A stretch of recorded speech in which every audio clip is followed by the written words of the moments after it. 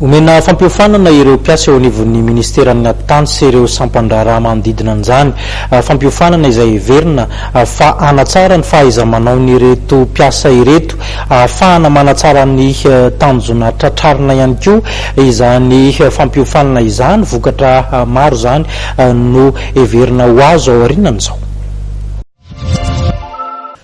Ny karakaratrikasa ho fanamafisana fahaiza-manao ho an'ireo agent misy 510 ao aminy ny ministeran'ny fanajariana ny tany sy ny sampandrarahan'ny fananantany na ny MATSF. Eny amin'ny ISTS Andoharany Fotsy no nanatanterana zany atrikasa zany izay aharitra 2 andro. Tsy miteny hoe tombony zany fa ministera dia efa niasa foana tamin'izay fa hoentina hanatsarana fomba fiasa atsakany sy andavany ao anivon'ny ministera zany nanaovana an'ity atsikasa eto Andoharany Fotsy ity. Ao amin'ny tanàna dia ao amin'ny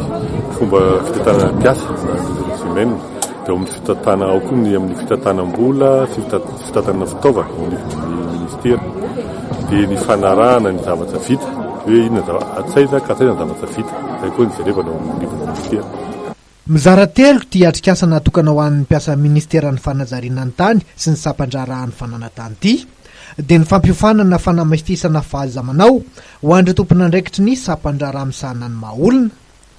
fanamafisana fahaiza-manao ara-teknika ho an'ny mpanatanteraka ny fanaraha-maso sy ny mpanao tombana ny vokatra, ary fampiofanana ho an'ireo dépositaire comptable eo anivon'ny MATSF FOIB.